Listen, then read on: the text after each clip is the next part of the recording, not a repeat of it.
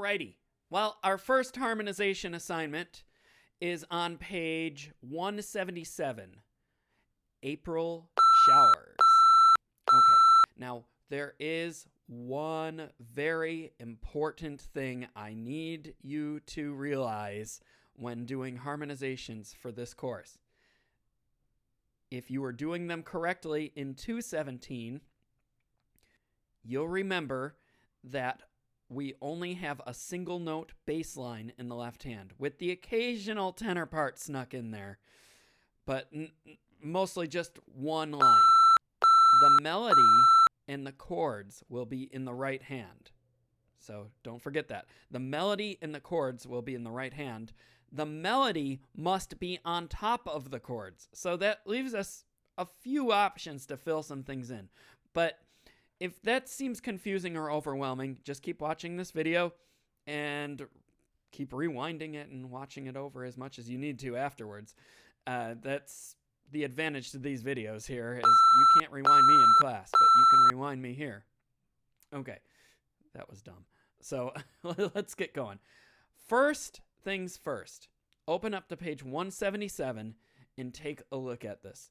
I always try to familiarize myself with the melody first, and we know that's going to be in the right hand, so let's do just a little bit of that right now.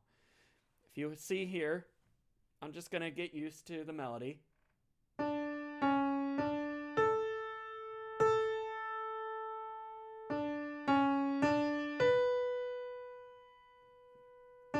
lot of dips here.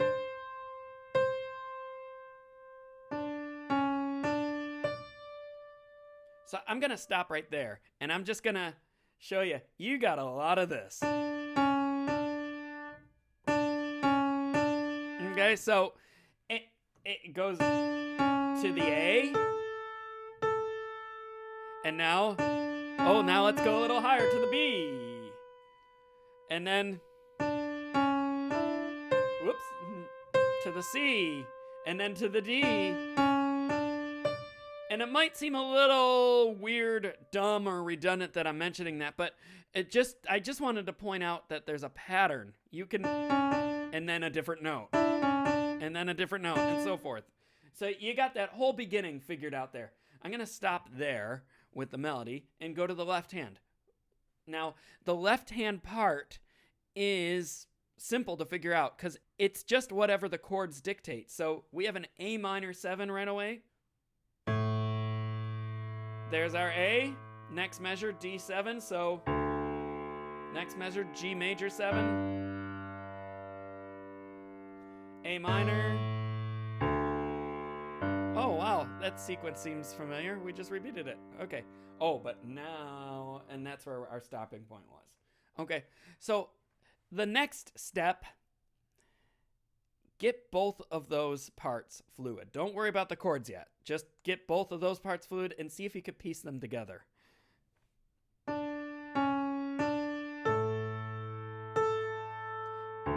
you can use some pedal. Don't go crazy with it.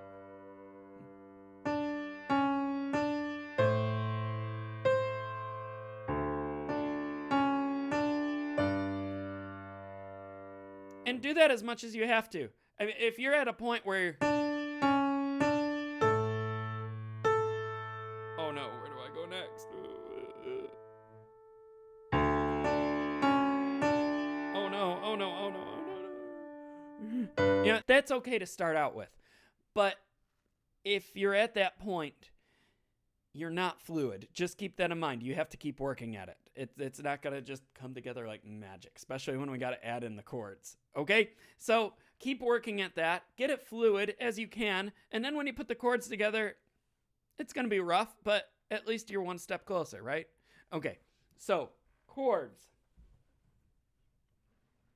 I'll just kind of talk you through this here and show you what I would do. There's a few different combinations you could work with. But, woo. We have A in the melody and A in the bass. Now, this A and the melody note can always serve as part of the chord, as long as it's the top pitch. So, what are we missing from an A minor 7? we know that we need to have a minor third, which in this case would be a C, and a minor seventh of A is a G.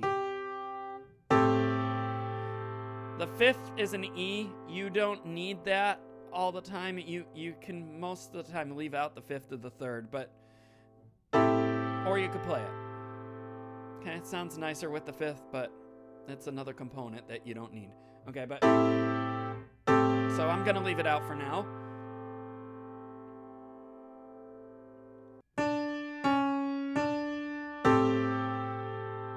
Okay, and that's how you would start it. Now, we're gonna take this out of context for a while, because we gotta figure out what we're playing. We can't just swat flies all over the place while we're trying to figure this out. It'll just be painful, okay? And yeah, nobody likes flies. So, A minor 7. Now the D7. We know we need a D in the bass, and this A holds over into the D7. So we have D and A, and that does fit the D7 spelling. D major minor. So we need an F sharp and a C natural. Where's the closest one in proximity to the previous chord? So here's your A minor 7. D in the bass for the D7. Oh, we need the A. Oh, we don't need this G, but we need the C. You're already there. Cool. Okay, what's missing? The F sharp? Here's one right here. Okay, and that's how you gotta figure it out. If you have to write out a chart with all the spelling, that helps too. And then just try to figure out where the closest pitches are. So you don't have to go like this. Ooh, chord, chord, chord, chord, chord. Oh, nope, nope. Oh, now the melody's not on top. Oh, yeah. Okay, so all about close proximity and fluidity. So A minor 7. D7, and now we're gonna have to move a little bit for this G7, but we have a G in the bass and B in the melody. What's missing from the G major 7? A D and an F sharp. Now we can bring this F sharp over from the previous chord.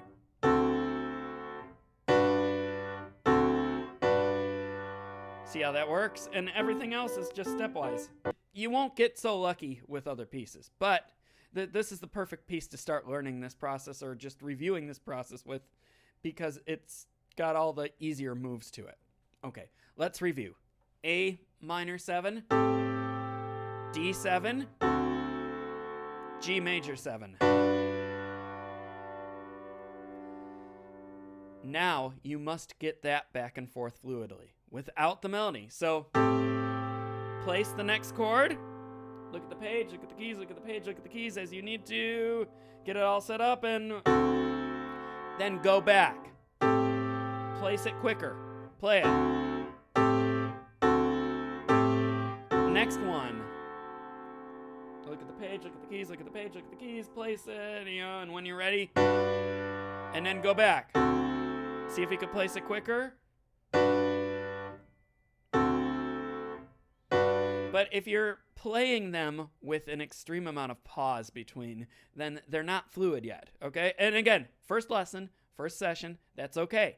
But try to get it as fluid as possible by doing the back and forth work. And really try not to let your brain get teased and don't stop breathing.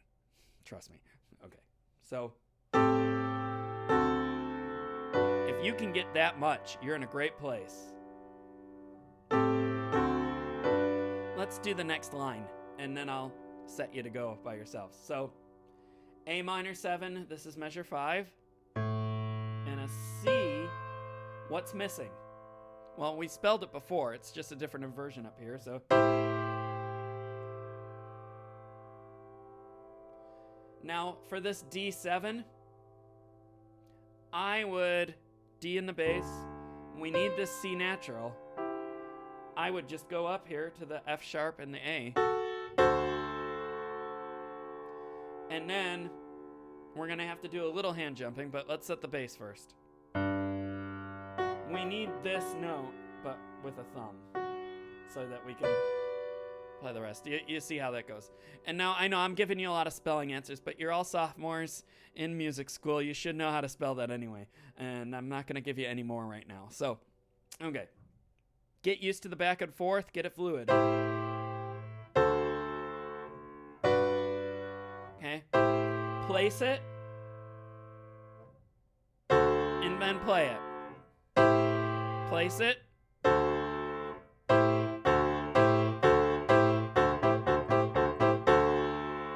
And play it. Place it. Play it. That'll be a tough one. Cover all the keys before you play them. Watch this. If I just go play... Okay, I made it because I have a lot of experience, but it didn't sound good. Touch the keys, play. So you're going to have to place it faster. So, place it, play it.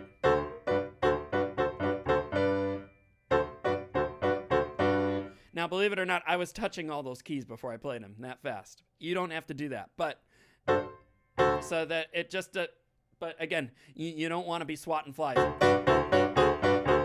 Okay, it's hit or miss. I had a lot of cracks there, and I wasn't trying to. So,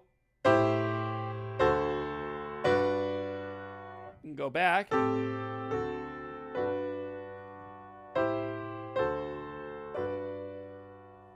I would just practice this for a while with the whole piece. Get all the spellings worked out and work each part.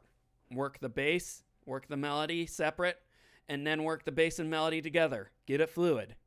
Get the spelling ironed out, and then get all the chord spellings worked out and work back and forth between the chords. You got a lot to do. This isn't the easiest piece, but it's not impossible either. So work with that for a while. There is one chord change that I want to point out to you down at the bottom of the page. In my book, at least, I'll put a picture up for you here. Let's see here. There we go. Okay. So this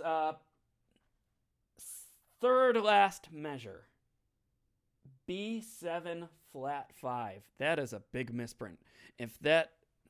If you have a B7 flat 5 in your book, that's wrong. It should be a D7 flat 9. Okay, so major minor 7 with a flat 9. Okay. One other thing that I want to point out to you, and I just played it. Second last measure and the last measure. G6. That's not G first inversion. That's G major chord root with a sixth. So what's the sixth of G? E. So here's your G chord. Ooh. There. And I said I wasn't going to give you any more spelling freebies, and I just did, so enjoy. Okay. Practice, and then I'll show you the next part next time.